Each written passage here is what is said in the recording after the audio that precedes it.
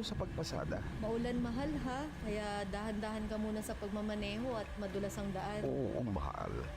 Kabisado ko na yung mga bilin mo. Dahan-dahan at titistansya sa mga kasabay na sasakyan. Hindi rin ako makikipagsapalaran sa baha. Tandaan mo mahal ha, buenas lang na malaki ang kita. Pero ang mahalaga ay yung ligtas ka. At ligtas ang mga pasahero. Mag-ingat sa pagmamaneho upang makauwi ng ligtas sa mahal mo. Radyo Magazine 1278. Radyo Pilipinas. This is a public service announcement. Discipline is the key. Umiwas sa aksidente sa daan. Ang pagmamaneho ay may kaakibat na responsibilidad. Hindi basta mapaandar lang ang sasakyan. Kilatisin ang sarili, ang kahandaan sa manibela. Siguruhing inyong konsentrasyon ay hindi magagambala. Importante rin na ating laging isipin, init ng ulo ay huwag pairalin. Bagkus, kaligtasan ng lahat ang siyang dapat unahin. Isang mahalagang paalala mula sa Presidential Broadcast Service at Radyo Pilipinas, Radyo Publiko. This is a public service announcement. Public service announcement from PBS, Presidential Broadcast Service at Radyo Pilipinas, Radyo Magazine 1278 AM.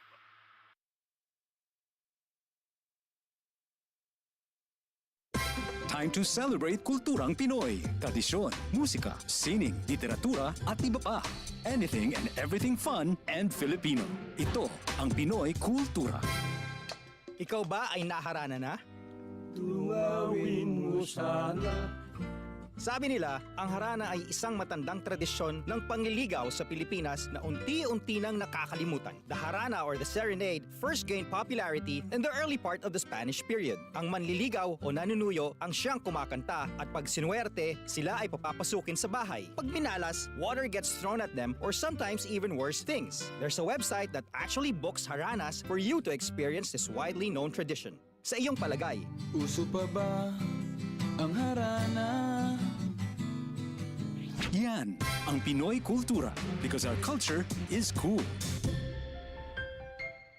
ang inyong tulay sa himpapawid ng serbisyo publiko. Ang Presidential Broadcast Service, Radyo Pilipinas, Radyo Publiko. Radyo Pilipinas. Radyo Publiko. Kinilala ng pang-international at prestigyosong Asia-Pacific Broadcasting Plus Awards 2025 para sa kategorya ng Government Streaming. Ito ay dahil sa epektibo nitong pagsasanib ng mga tradisyonal na media tulad ng telebisyon, radyo at print para masabayan ang mabilis na pag-inog ng mundo ng digital at social media tungo sa mas epektibong paghahatid ng mahahalaga at napapanahong mga impormasyon sa mamamayang Pilipino. Kinilala rin ang Radyo Pilipinas dahil sa patuloy na pag-akyat ng rating. Ngayon ay matatag sa pang-4 na pwesto sa Mega Manila ayon sa pinakahuling Nielsen Radio Audience Measurement Survey. At sa social media, nakamit ang mahigit 2,000% pagtaas ng bilang ng mga sumusubaybay sa Radyo Pilipinas page sa unang bahagi ng 2025. Patunay ito na ang inyong Radyo Pilipinas Radyo Publiko ay tunay na kaagapay ng inyong pamahalaan sa paghahatid ng serbisyo sa mga mamamayang Pilipino. Mula sa aming lahat, sa ngalan ng inyong pamunuan at mga kawani ng Presidential Broadcast Service, kasama ang inyong mga himpilan ng Radyo Pilipinas sa buong kapuluan. Maraming salamat po sa inyong lahat, sa inyong pagtangkilik at pagkilala. Radyo Pilipinas. Radyo Publiko. Serving the Republic of the Philippines for more than 75 years. Ito po ang Presidential Broadcast Service. Radyo Magazine 1278. Bubungad sa umaga. Trending issues na pinag-uusapan. Mga programang aabangan. Agahan hanggang hapunan. Siksik sa impormasyon. GIS, your General Information Station. Radyo Magazine 1278 AM. Radyo Pilipinas. Radyo Publiko. Radyo Pilipinas. Halina't makinig, matuto, mga usapin na para sa'yo.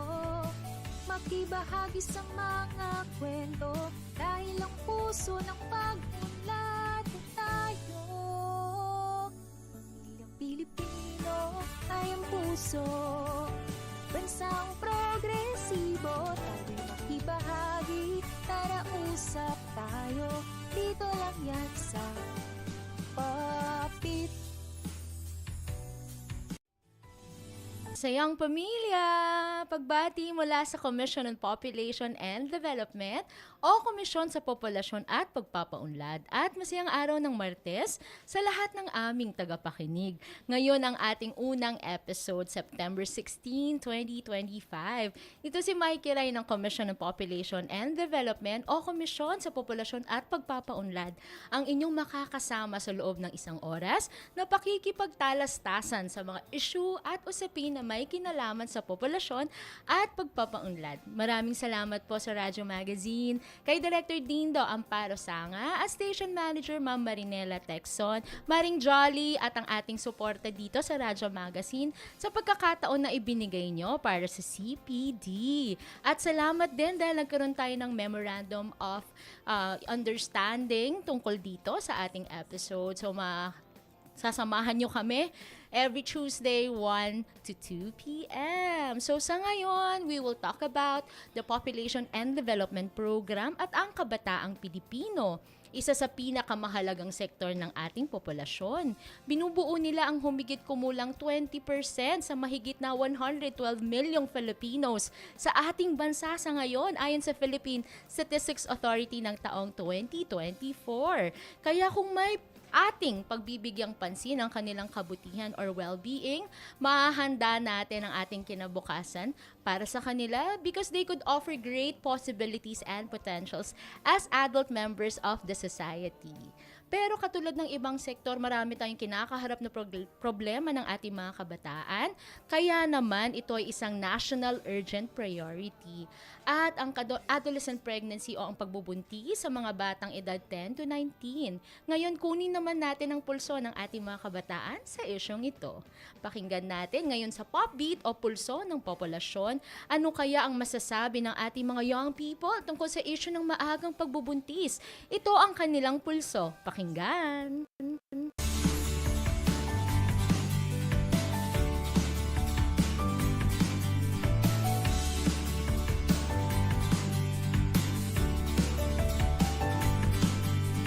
Para po sa akin, nakakalungkot at nakakaalarma yung pagtaas ng bilang ng mga kabataan na nagiging bahagi ng teenage pregnancy. Kasi naniniwala ako na dapat yung mga ganyang edad like puberty to adolescence, dapat hindi sila papunta dun sa life ng motherhood.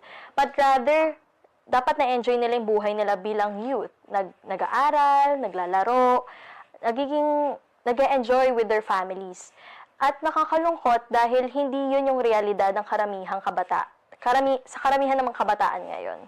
Para sa akin, teenage pregnancy ay nakakalungkot and at the same time nakakaalarma kasi at the young age, itong mga batang ito ay nagiging ina at ama na dapat sila lamang ay pumapasok sa eskwelahan at nagsusumika para sa kanilang magandang kinabukasan. No? So nakikita natin ng ating mga kabataan mismo, sila ay nasa opinion na dapat talagang ating mga kabataan ay nag-aaral at hindi nabubuntis ng maaga. So para mas mapalalim natin ang pag-unawa sa issue, tayo po ay nabigyang pagkakataon na makasama sina Undersecretary Angelo Tapales o Yusek Jello, ang Executive Director ng Council for the Welfare of Children, ang ahensya na pangunahing namamahala sa kapakanan ng ating mga bata sa bansa. Magandang hapon po at masayang pamilya, Yusek Jello. Isang makabatang hapon po sa lahat po ng nakikinig at tumutungkay sa napakagandang programa nyo, Ma'am Mai. At thank you for inviting the Council for the Welfare of Children. Yes, we are very privileged and very honored kasi kayo po talaga yung unang guest namin sa aming unang episode. And we are also privileged to have ang pangunahing ahensya na namamahala sa Population and Development, ang aming Commission on Population and Development Regional Director, Lourdes Nacionales, RD Odette ng Central Luzon. Masayang pamilya po. Masayang pamilya, Miss Mai, at masayang pamilya sa lahat ng ating nakikinig at nanonood, ang milyon-milyong nanonood sa ating Facebook Live. Maraming salamat po sa mga nagpaunlak na makapanayam namin dito sa Pop Beat. So sa ngayon, napansin natin na tunay ngang naapektuhan ng mga kabataan natin sa isyong ito. So ano nga ba naman talaga ang totoo sa isyong ito?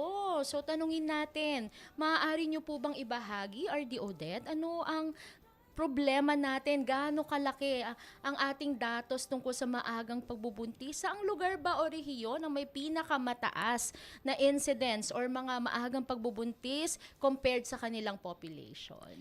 Actually, Miss Mai, totoo na malaki yung problema ng ating bansa sa mataas na pagbubuntis, numero o antas na pagbubuntis ng ating mga kabataan, particularly yung mga below 15.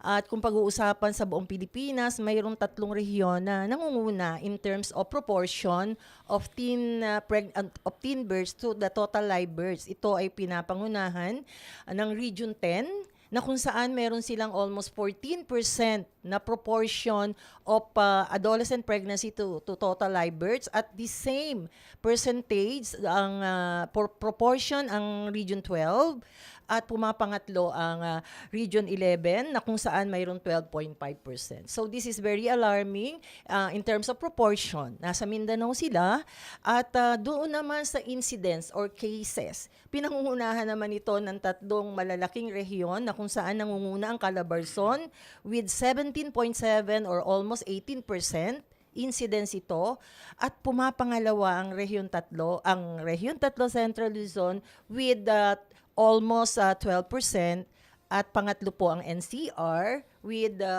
more than 15%. So napaka-alarming po, no? Kaya merong presidential directive na talagang ang Region 10 ay tutukan dahil ito ang pinakamataas na cases base sa kanilang mga populasyon ng mga nanganganak, at Region 12, no, yan sa Mindanao. At in terms of the sheer size or dahil nga sa laki, no, ng kanilang mga bilang, ang Calabarzon, Region 3, represented by RD Odette, at ang NCR. At atin namang tanungin si Yusek Jello. Yusek Jello, bakit po itinuturing na pambansang issue ang adolescent pregnancy? Gaano ba kalaking epekto ng maagang pagbubuntis sa edukasyon, kalusugan at kinabukasan ng ating mga kabataan? Thank you, Director Maya. No? Para po sa Council for the Welfare of Children, isang napakalaking issue talaga ang patuloy na pagtaas ng mga nabubuntis na mga kabataan po natin. Ano? Nabanggit ni Ma'am Lourdes kanina, syempre, yung lugar namin, ang Calabarzon, na andyan, ang Region 3, at of course yung NCR. It's very alarming para sa Council for the Welfare of Children. Hindi lang po ito issue ng pagbubuntis, kasi batay din sa mga pag-aaral, more often than not, ang mga nakakabuntis naman na lalaki ay hindi mga bata, kung hindi mga adults, so talagang mas matatanda doon sa mga bata o adolescents natin na nagbubuntis. So para sa Council for the Welfare of Children, while it is a socio-economic issue, may poverty complexion, which of course is being addressed by the government, meron yung child protection complexion, kasi pag ang bata, minor po yan, ay nabuntis, maaring yan ay nagagawa ng masama, na-exploit, nagahasa. Marahil yan ay nasa informal unions or cohabitation na pinagbabawal din ng ating batas dahil pasok yan doon sa child marriage na definition. Hindi lang naman yung ikinasal ng below 18 na talagang hindi pinapayagan ng bansa, ngunit yung mga pagsasama din sa mga liblib na lugar po natin kung saan ang mga bata, parehong bata ay nagsasama, meron nabubuntis po dyan, or bata at adult nagsasama, na yan ay pinagbabawal po ng ating batas po ngayon. So, ayun. So, napaka-alarming talaga yung nakikita natin sa datos. Yusek Jello, kasi yung mga nabubuntis, ang mga nakakabuntis sa kanila ay men much older than them. So, isa pa ito sa mga dapat tutukan. RD Odette, tingin mo, ano po ba ang dahilan? Bakit nagiging ganito, no, ang maagang pagbubuntis sa mga edad 10 to 14? Okay, marami pong mga dahilan. Unang-una, yung mga sa tahanan. Kahit na po we are really promoting that the parents should talk or discuss yung mga sexuality-related matters sa kanilang mga anak, at the age that they ask question, the first time that they should ask question. Hindi pa po tayo ganun ka-open. So, tabu pa rin sa maraming mga tahanan na pag-usapan yung sexuality. At pangalawa, yung external influence, na kung saan yung social media talagang lumabas sa yaps na second to none yung social media, no? Unang-una nilang sinabi, wala silang source of information, which is very alarming din, ano? Despite the efforts of the government and civil society and other sectors. So, at yung social media, syempre, ang hirap ding i-regulate kasi napaka-accessible ng ating social media sa lahat. So, maraming mga external influences at naniniwala tayo na kung pag-uusapan muna sa bahay, yung values-based na sexuality, education, and information, napakalaking bagay para paglabas ng mga kabataan sa labas, yung external influences, medyo malilesen. Kasi mula sa bahay, nando na yung values at yung tamang impormasyon. Ayun. So, ang nabanggit ni RD Odette ay ang social media and of course, ang parents. Napakalaki ng role talaga ng ating mga magulang tungkol sa usaping sex. At nais talaga ang panawagan ng CPD ay ang mga magulang ang unang mag-educate about sex and sexuality sa kanilang mga anak. Pero sad to say, hindi po ito nangyayari at nabanggit po ang social media. Tulad nito, nakaka-launch lang din ng ating Young Adult Fertility and Sexuality Study ng University of the Philippines Population Institute. So nabanggit na nga ni RD Odette na ayon sa Young Adult Fertility and Sexuality Study, hindi na pag-uusapan ang mga bagay na may kinalaman sa sex sa bahay. At sa social media, next to none, yun ang kanilang source ng impormasyon. At ayon rin sa datos na to, 9 out of 10 Filipino young people aged 15 to 24 ay may access sa smartphones at internet. At kita naman natin yan, diba? So, ang uso talagang app ngayon ay TikTok. No? So, talagang yung access ng ating mga kabataan. At ito ay tumaas mula 2013. 30% ang pagtaas and 44% ang may intentional exposure sa pornographic or sexually explicit materials. At malaking bahagdan din ang kumukonsulta sa kanilang mga kaibigan tungkol sa sex. So ngayon, pag-uusapan naman natin ang sexually explicit materials kasi napaka-hot topic nito. Na talagang pinibigyang tuon at pansin ng Council for the Welfare of Children itong child sexual abuse and exploitation materials at ang online sexual abuse and exploitation of children. So sa ating unang tanong, bakit binibigyang diin, Yusek Jello ng CWC, ang AI-generated CSAM or Child Sexual Abuse and Exploitation Materials at hindi lamang ito isang victimless crime? Mamay, nung mga latter part ng 2023, I think mga fourth quarter ng 2023, nag-iingay na po ang Council for the Welfare of Children sa maaring maging pangit na epekto sa pagpasok ng AI CSAM sa ating bansa. Dahil napansin natin at merong global trend sa mga ibang talagang marami ng bansa globally na talagang pernicious o napaka mapinsala yung epekto ng pagpasok ng AI CSAM.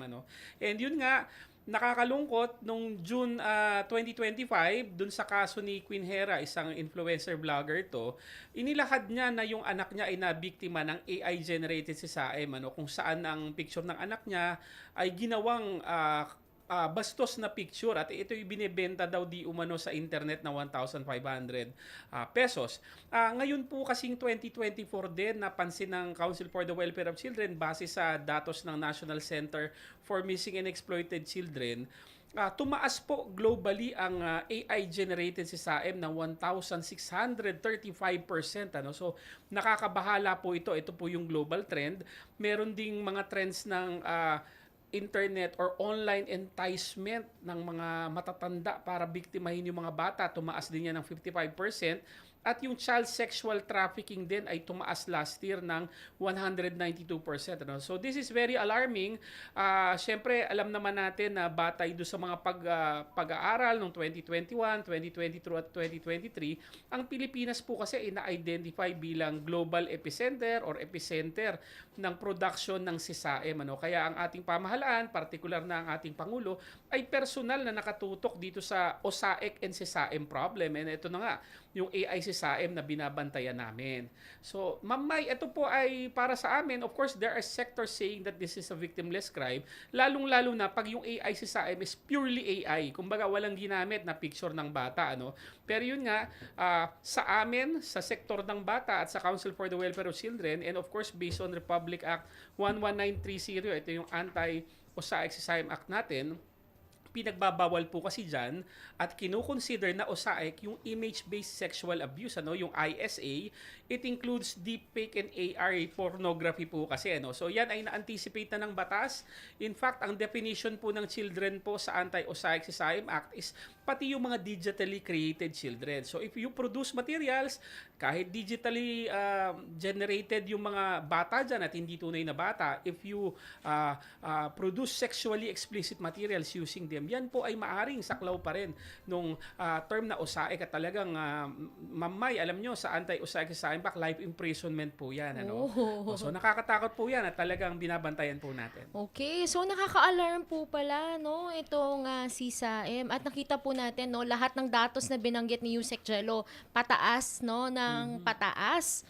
So kailangan natin na tutukan din yung online generated SSIM. So, sa ngayon po, alam natin dahil nga mataas yung exposure ng ating young people sa pornographic materials ayon sa Young Adult Fertility and Sexuality Study na maaari ding mag-lead or mapunta sa maagang pagbubuntis dahil nagkakaroon ng maagang exposure at maagang pakikipag-sex at nagkakaroon po ng maaaring maagang pagbubuntis. At paano naman po makakatulong kaya ang ating mga mamamayan sa pagpigil ng maling paggamit ng AI sa SSIM at OSAIC? Opo.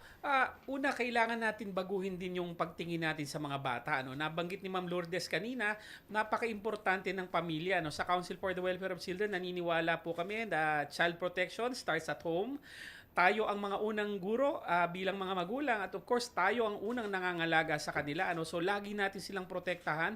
Let us try to regulate their internet use batay po sa pag-aaral ng sa aspeto ng OSAIC. 90% na po ng Filipino children age 12 to 17 ang nasa internet. At nung 2021, sabi nung pag-aaral, dyan sa 90% na nasa internet, 20% daw po ang nabiktima ng OSAIC. So it's really very alarming. Tayo po ay turuan din natin ng life skills yung mga bata. Of course, we cannot monitor them 24/7, but if we teach them life skills, like kunyari, yung age and developmentally appropriate sexual education, yung sexual education or reproductive health education na consistent sa ating values, norms, at religious beliefs. Yan po ay magbibigay sa kanila ng life skills para po hindi sila mabiktima and of course makaiwas po doon sa maagang pagbubuntis po. Ayun, so nabanggit ni Yusek Jello yung importance talaga o yung kahalagahan ng ating mga magulang na talagang sila dapat ang unang nagtuturo at nagmo-monitor at nabanggit ang life skills. RD Odette, bilang expert sa life skills, ano ba yung mga life skills na kailangan malaman ng ating mga kabataan para maiwasan ang maagang pagbubuntis dahil nabanggit na nga ni Yusek Jello ang kahalagahan nito, life skills para sa ating young people of the Philippines. RD Odette? Life skills, yung una po, values laden dapat doon sa bahay, sa unang pagtatanong ng isang bata tungkol sa nangyayari sa kanyang katawan, dapat ang magulang po ay capable na sagutin siya age appropriately, Dapat hindi siya bastos, walang mali siya, at parang normal lang na pinag-uusapan. At siyempre, habang lumalaki yan, may mga katanungan yan. Kasi minsan na-confuse sila kung ano nangyayari sa katawan nila. Napakahalaga na ang mga magulang talaga capable na sagutin yon na, for example, okay lang ba, Miss May, mag-example ako. But we are on a radio, turuan siya to say no. The very first line of defense is to say no. Say no to sex. Only saying no is the valid option. That's the first line of defense. However, sasabihin na po natin na lumalabas ng tahanan, not all of them are given that values-laden information. May mga katulong tayo sa labas. Ang DepEd. Kaya meron tayong reproductive health education na kung saan we are capacitating our educators, teachers, sa MAPE particularly, our guidance counselor on how to really teach yung mga reproductive health education na yon, age appropriately, like sa preschool nga, alam natin na dapat tinuturo na sa bata bad touch and good touch. Kasi ano yan life skill yan. Para alam ng bata na, syempre, 5, 6, 7 years old, silang alam doon sa sexual activity. So, dapat itong batang to ay mabigyan siya ng kaalaman na kapag hinahawakan na ng kasambahay na lalaki, itong mga sensitive parts ng katawan, dapat maalam yung bata at magsumbong sa nanay or sa guardian. So, yun yung very first life skill na dapat matutunan niya. At saka yun nga po, say no to sex, only saying no is the valid option, and should be informed choice. For those who are sexually active, we are also telling them na dapat mag-ingat, no? So, ganon.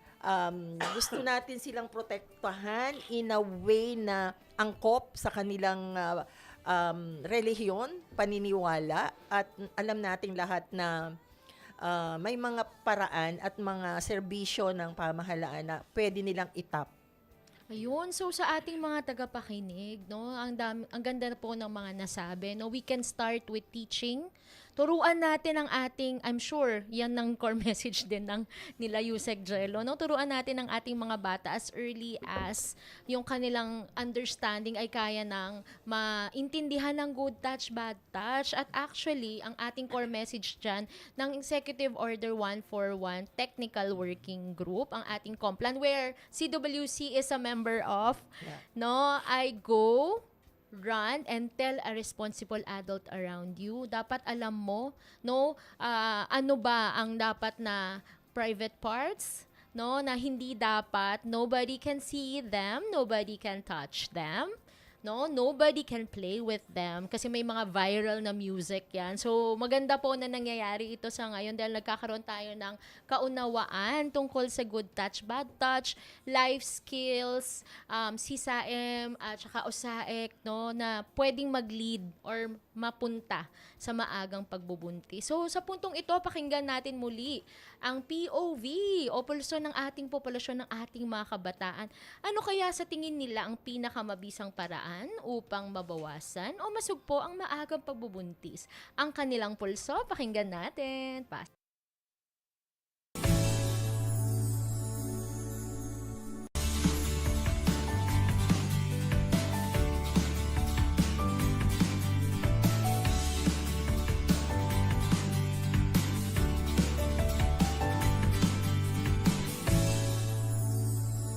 Para sa akin, ang pinakamabisang paraan para mabawasan ang bilang ng teenage pregnancy ay ang comprehensive sex education talaga. Kasi yung education, maaari nitong maging daan para maging mas open yung mga kabataan sa usapin patungkol sa sex, pati na rin sa kanilang katawan. And hindi na magiging tabu or stigma yung pag-uusap patungkol dito. And ayun, mas magkakaroon sila ng maayos na desisyon patungkol sa kanilang mga ginagawa sa buhay, tulad na lamang ng they can take care of their body well, and magkakaroon sila ng maayos na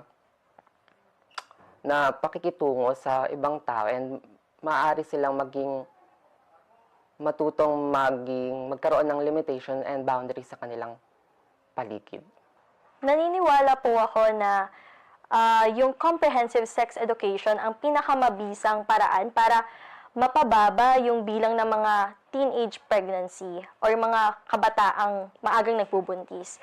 Siguro, malaking parte kasi ng pagkakaroon or pagiging batang ina ng mga kabataan ay yung urge nila dahil sa curiosity, dahil hindi sapat yung mga nalalatag na impormasyon. So, ginagawa na lang nila out of curiosity yung sex dahil tingin nila kung walang sino or walang platform na nagtuturo sa kanila ng mga gantong informasyon, kailangan nilang matutunan ito sa kanilang sariling paraan, which is delikado dahil hindi naman dapat yung mga kabataan ay nagkakaroon ng gantong mga aktibidad sa kanilang edad, at dapat may mga ibang platforms or outlets na sana binibigyan sila ng information para hindi nila gawin yung bagay na sana hindi nila ginagawa at their age. Yun. So, nakatutok pa rin tayo sa Pop Beat. At ngayon, pinag-uusapan natin ang issue ng mga kabataan tungkol sa maagang pagbubuntis. So, narinig natin ang ating mga kabataan mismo. Sila ang nagsabi, RD Odette, yung nabanggit nyo po tungkol sa reproductive health education. Sila na mismo ang nagsasabi na kailangan nila ng reproductive health education. At out of curiosity, they try, they go into it. So, ano po ba yung mga konkretong mga hakbang at programa na kasalukuyang ipinapatupad ng ahensya ng CPD para direktang matugunan ang isyong ito? Okay, ang CPD po ay isa sa major strategy or key action ng ating Philippine Population and Development Plan of Action is to advancing adolescent health and development.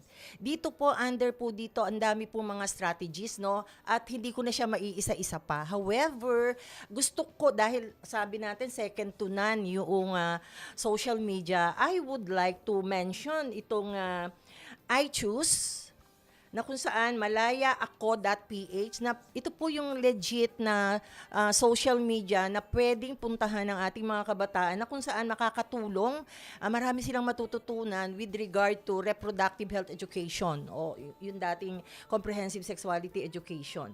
Gusto ko rin bigyan daan po na yung ating comprehensive action plan for EO 141 na talaga naman pong isinulong, it was signed during the time of former President Duterte at si President BBM po, ang ating current administration, ay talagang isinusulong din po ang pag-implement nito. In fact, marami tayo.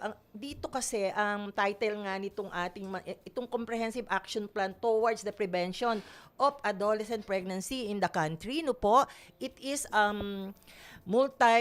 ito ay the whole of government approach. Lahat po ng ating mga different agencies na mayroong take or may taya sa programa para sa mga kabataan. Siyempre, sir, kasali ang opisina po ninyo, ay talagang magsama-sama tayo. Hindi lang po government, kasama ang faith-based, civil society, and even the private sector. At isa pa pong good news, yung Department Order 025, Series of 2025, nakaka-release lang po ng ating Department of Education policy on the implementation of reproductive health education for adolescent learners in basic education.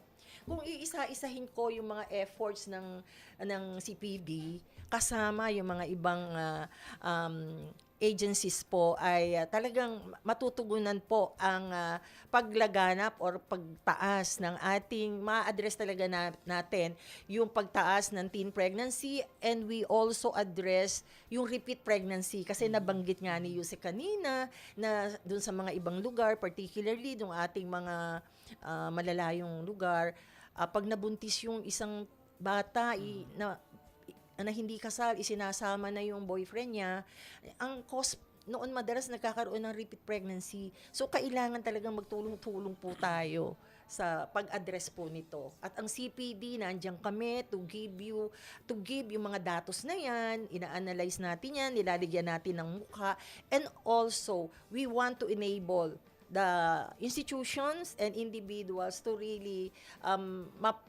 ma-address talaga itong alarming na problema ito sa ating mga kabataan. Yun. So, nabanggit nyo po yung malayaako.ph, isa pong magandang source of information on reproductive health. Again, sa mga nakikinig sa atin, malayaako.ph. Meron din po tayong I Choose Facebook page, Malaya Akong Maging. Pwede nyong i-like.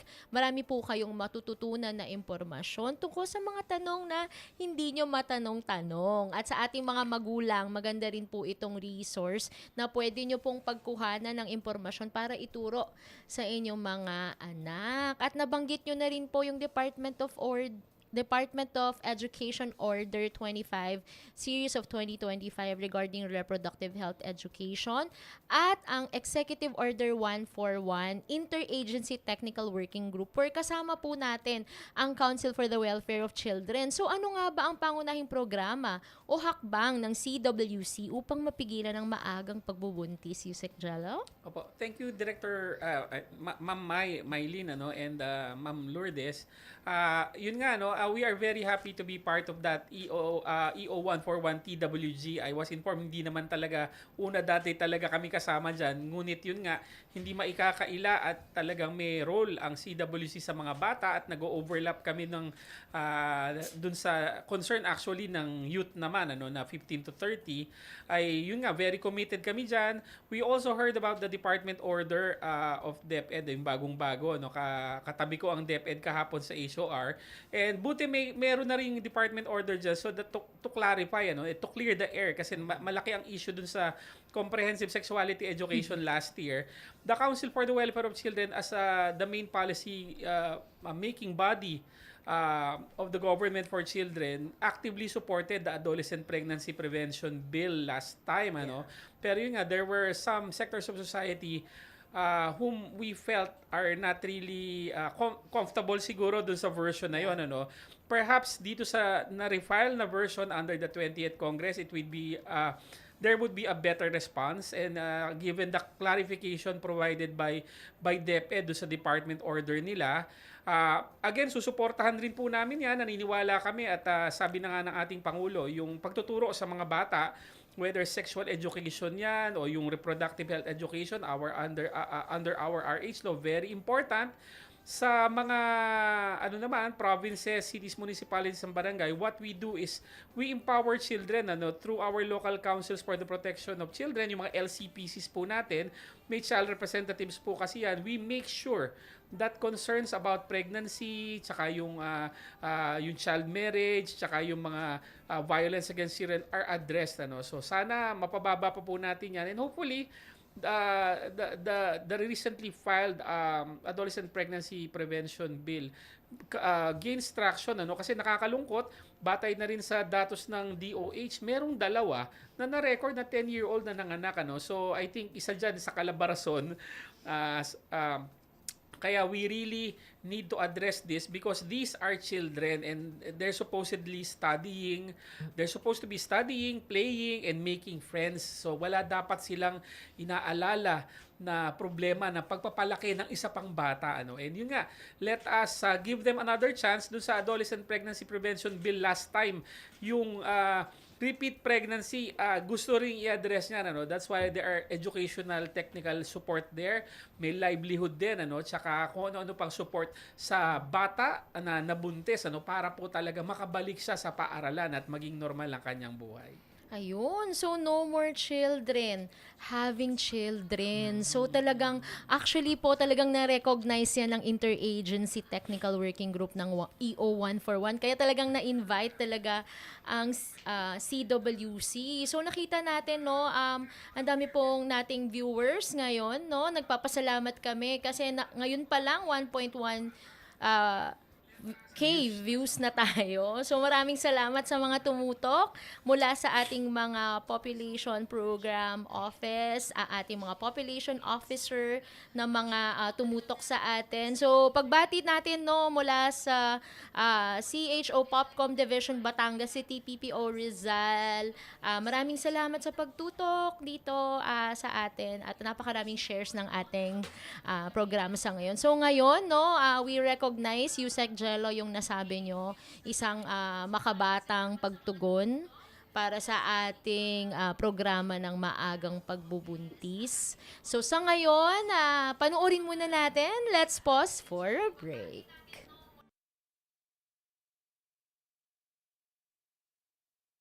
Kapatid, sa iyong sexual at reproductive health, ito ba ang pinakamabuting paraan ng pagdedesisyon? Huwag iasa sa tsansa ang kalusugan mo. Kumonsulta sa iChoose. Sa mga health workers na mapangunawa, mahusay at matulungin para ang desisyon mo tama, hindi tsamba. Kapatid, sa iyong sexual at reproductive health, ito ba ang pinakamabuting paraan ng pagdedesisyon? Huwag iasa sa tsansa ang kalusugan mo. Kumonsulta sa iChoose. Sa mga health workers na mapangunawa, mahusay at matulungin para ang desisyon mo tama, hindi tsamba.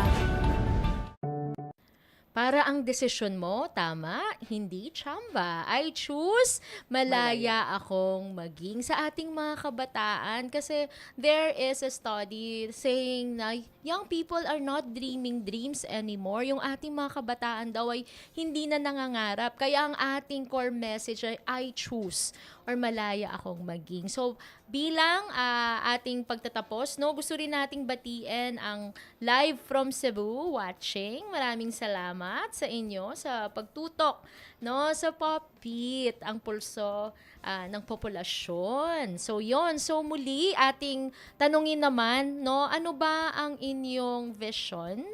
No, Yusek Jello, para long-term vision talaga para sa mga kabataan nating Pilipino. Opo. Sa Council for the Welfare of Children, kasama ng ating pamahalaan, nangangarap tayo ng child-friendly Philippines. Ano? Ang child-friendly Philippines, isang society yan kung saan malusog ang mga bata, sila ay nakakapag-aral ng mabuti, ano? Whether it's early childhood care and education or development, or yung formal education under the DepEd. Meron din silang may child protection systems na talagang gumagana, ano, protecting them from all sorts of violence against children.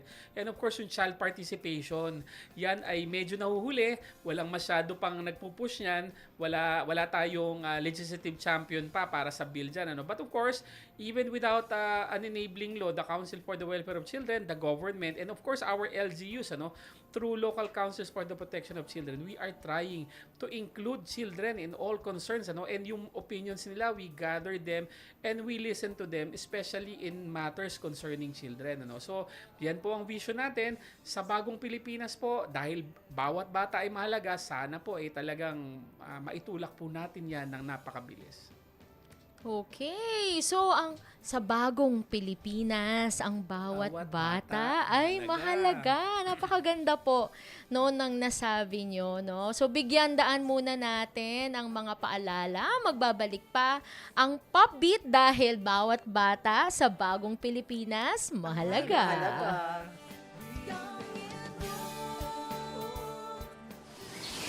World class na tanawin. Explore na natin! Love the Philippines. Likhang sining na proudly Pinoy. I-flex na yan!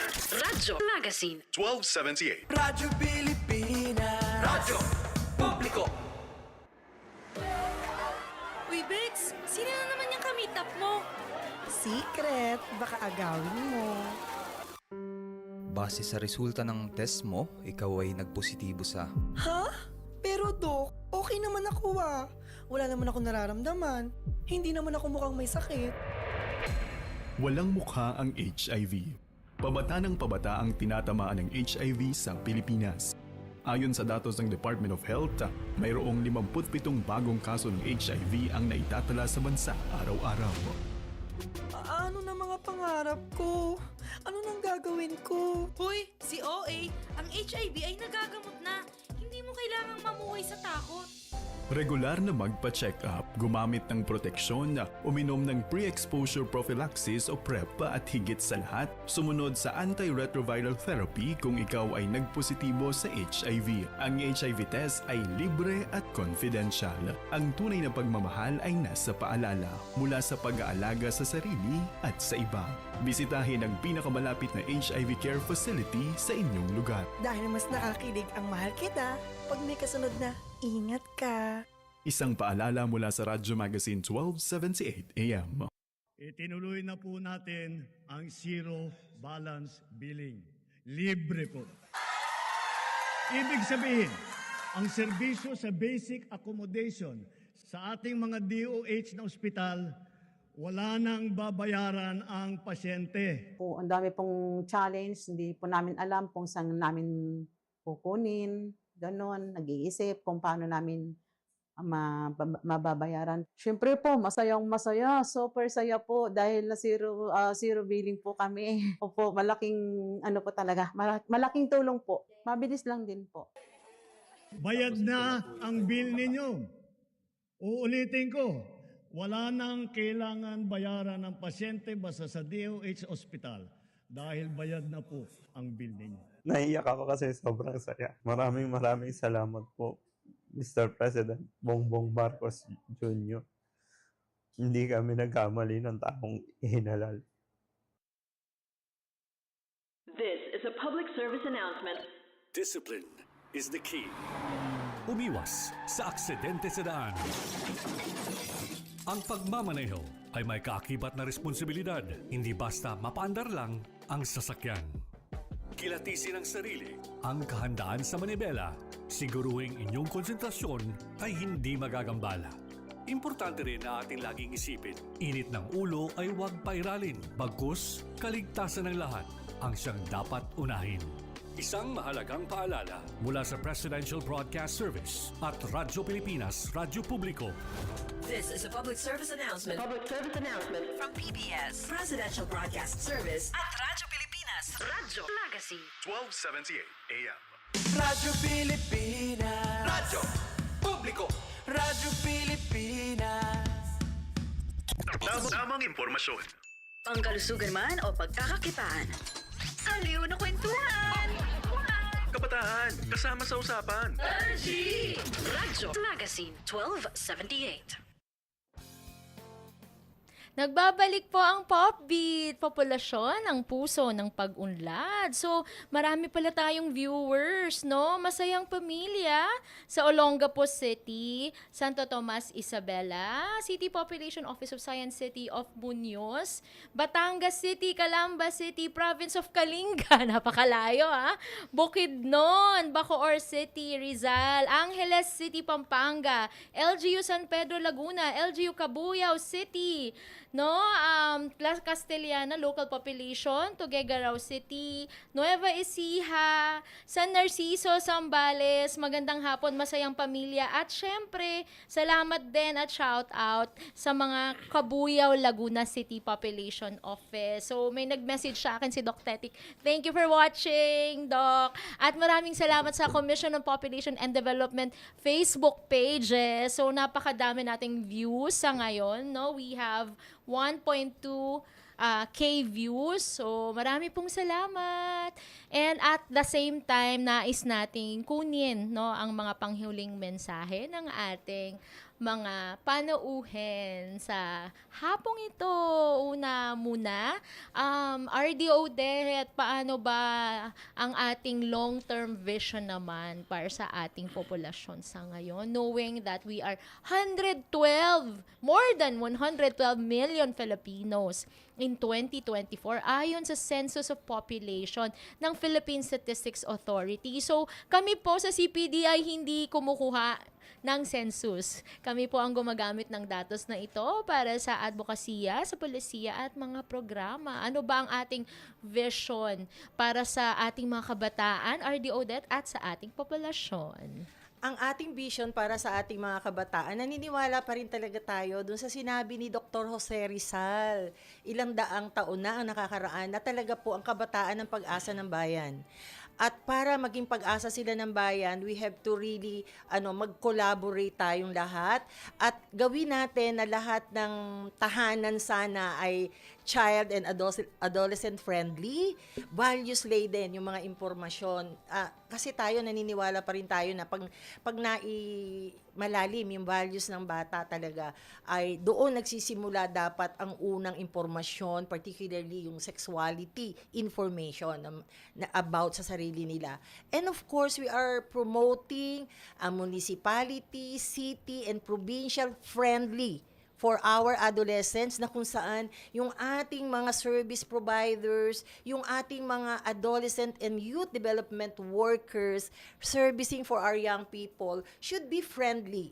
Yun po. So, ang payo ko, ang atin pong mission ay maging healthy at productive ang ating mga kabataan dahil nire-relate din po natin ito sa pag-achieve ng demographic dividend. Yun po, mahalaga na ang bawat magulang ay open-minded tayo, kausapin ng mga anak, ang ating mga service providers to be friendly sa ating mga kabataan, malasakit sa ating mga kabataan at sa bawat isa. Thank you. Ayun. So marami pong salamat, no? Yun talaga ang ating vision na isang planadong matatag at maginhawang pamilyang Pilipino. So ang inyong panghuling mensahe, Yusek Jello, para sa ating mga tagapakinig? Opo, para sa mga tagapakinig po natin, sa mga mommy at daddies, nangangalaga po ng bata, ano? And of course, sa mga kids na rin, ano?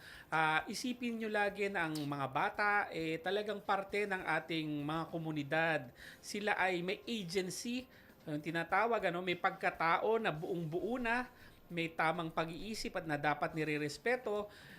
Tama po si Ma'am Odette kanina na sinabi nga ng ating national hero na si Dr. Jose Rizal na talagang ang kabataan ay pag-asa ng bayan, at tamang-tama rin siya nung sinabi niya na hindi naman magiging pag-asa nga ng bayan kung hindi naman natin sila tutulungan o poprotektahan. So ang Council for the Welfare of Children po ay katulong ng ating pamahalaan sa pagtulak ng isang child-friendly society, and I'm happy to say, based on the child-friendly local governance audit noong 2022, nung pumasok po ako sa pamahalaan, 372 lang po yung child-friendly LGUs natin. Yan ay tumalon sa 782, 899, at ngayong taon po, 2025, 1,091 na po tayo. Pero marami pa po tayong kailangang gawin. Hindi po kayang gawin ng POPCOM, ng CWC lang, o ng kahit sino pang ahensya ng gobyerno. Ano?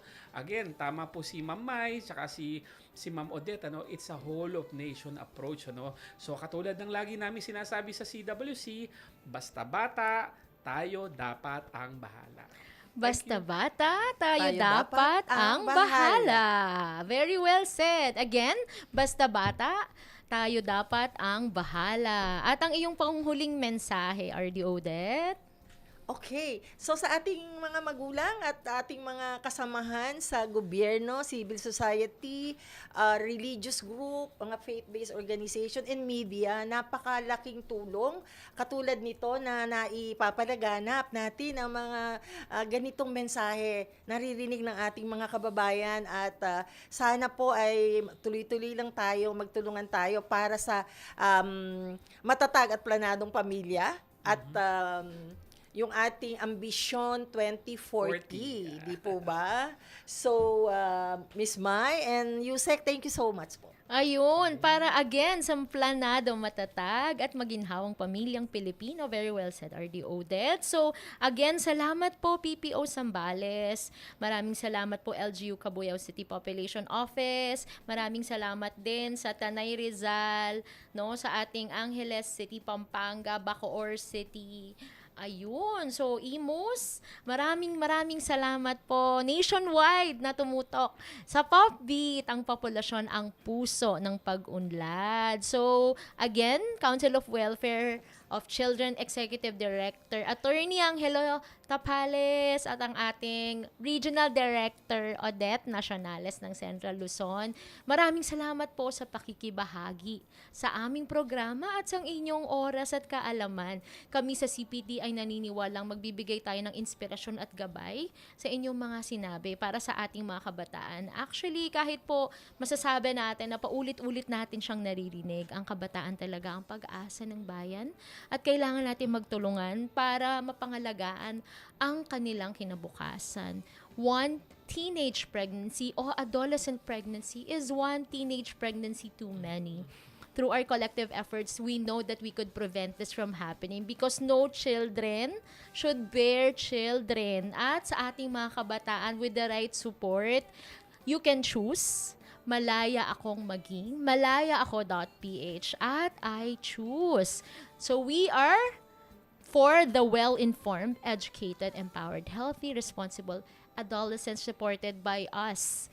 No? Kasi ang bawat bata, dapat tayo ang bahala, at our youth remains the foundation of our nation. So this is really the generation of leaders that will form part of our society. So with that, again, #I choose, #malaya akong maging sa bagong Pilipinas. Bawat buhay mahalaga. At ito po ang Commission on Population and Development. We enable institution, no, for people-centered development. Ang inyong komisyon sa populasyon at pagpapaunlad ay nandito. Kung nais nyo pong mag-send ng mga message sa aming Facebook page, maaari po kayong magbigay ng mensahe sa ngalan ng aming Executive Director, Undersecretary Lisa Grace Bersales, na nagpapahatid ng kanyang mensahe. Ang sabi po niya, ang radyo daw na ito, ang partnership namin with Radyo Magazine is really one of the strategies talaga na pinapahalagahan kapitan ng CPD. Sobrang nagpapasalamat po kami sa pagbibigay nyo ng espasyo para sa